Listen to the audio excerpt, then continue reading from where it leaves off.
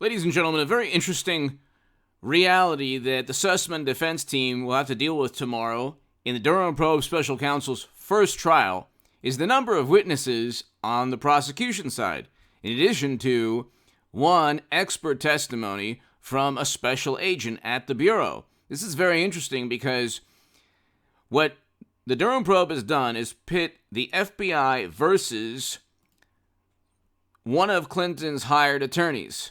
So, an attorney hired by Madam Secretary and the Democratic Party to just give false information to the Bureau to get the Bureau to investigate Trump. So what they did was, what the Democratic Party did, and Clinton, was hire people to basically infiltrate government agencies, give these government agencies information that wasn't accurate on Trump, information that was fabricated, false, contrived. Some might have been true, but it was just... Actually, no, none of it was true pertaining to any of these allegations. They tried to find anything that could be plausible. So what they would do is gather information and then take it completely out of context and try to weave this nightmarish scenario of Trump communicating with servers or being installed by Kremlin operatives, which didn't happen, which was just a fantasy, a conspiratorial theory that all of media and tens of millions of liberal Democrats, wonderful, highly educated people, still believe.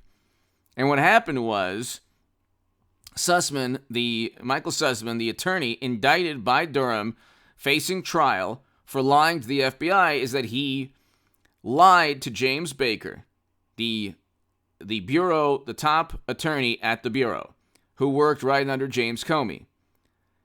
He texted Baker saying, "Hey Jim, I'm not coming on behalf of any client." So Sussman texted James Baker saying he's not coming on behalf of any client. The reason he did that is because he knew he was speaking to another attorney, and he didn't want the attorney to say, you know what, I'm not going to meet with you. This is a conflict of interest. The Bureau can't be caught up in knowingly accepting information from Clinton and the Democratic Party simply to begin investigations of Trump. Now, before all of this, years before, you had both of these sides working in conjunction with one another. They had a symbiotic relationship. They were working in unison. You had people at the Bureau, and you had Clinton operatives and Democratic Party people who were outsourced, whether it was a tech executive, researchers, all these people. A tech executive actually hired Sussman. That's a whole bizarre thing. But you have all of these people on a payroll or getting outsourced or getting checks or money from the Democratic Party. By the way, campaign donations. By the way, the FEC fined the Clinton campaign and Democratic Party for purchasing the Steele dossier. But they outsourced everything. Then media and the government just took whether it was a tech company that said that another country infiltrated the DNC to inform everyone that Bernie Sanders was cheated.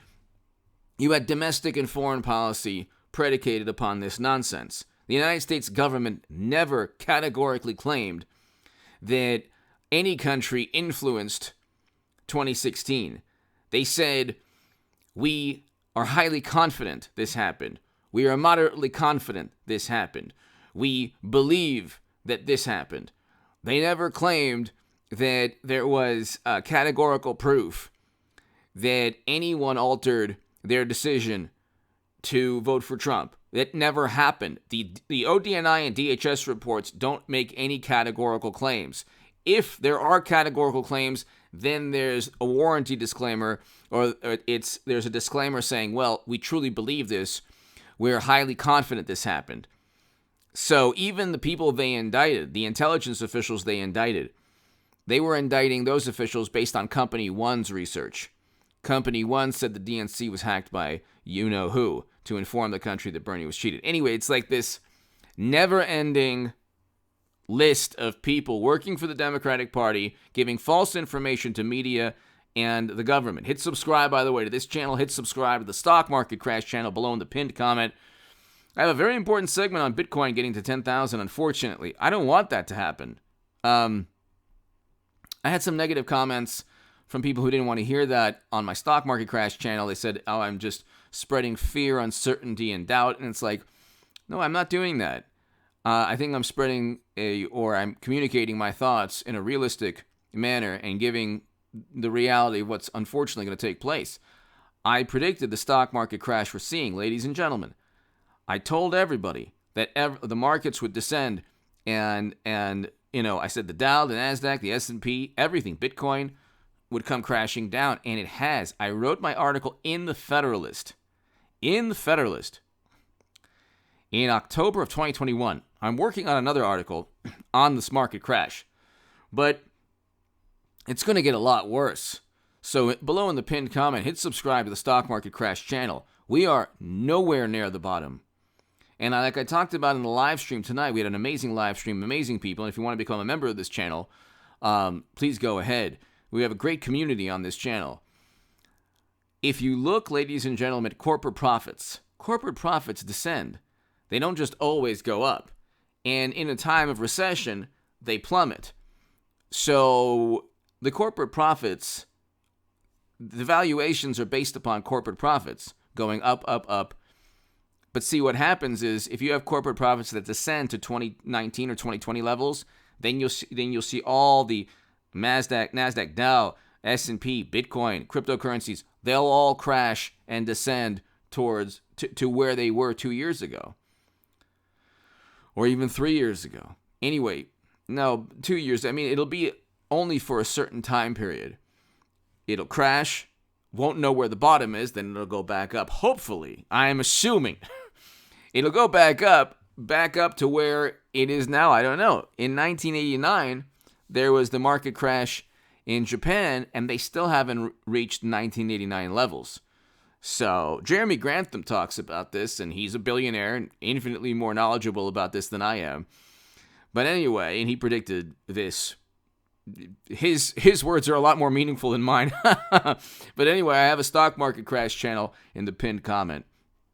Subscribe there. Ladies and gentlemen, you're going to have an FBI special agent, and the special counsel has provided a perfunctory... So you will have a special agent at the FBI. This is according to the Washington Examiner and other publications. And the special counsel, Sussman's lawyers said they told the special counsel March 31st that they would not object to the FBI special agent testifying about the basics of domain name systems, but were upset, quote, the special counsel refused to narrow the scope of expert testimony. Of course they won't narrow the scope. The whole point is the lie was not only material, they lied. Sussman lied because he was giving information that was either user-created, fabricated, completely, false, just to set up Trump.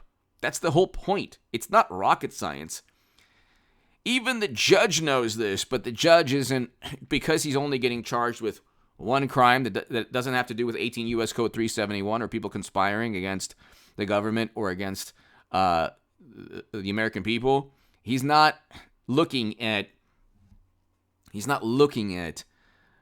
all the different reasons why, or all the evidence or the factual background.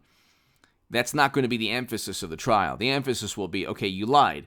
Then defense team will say, well, it wasn't that big of a deal. Everyone knew. And then Durham will say, everyone might have known, or some people might have known, or some people, or nobody could have known. The problem, however, is that Sussman first spoke to James Baker.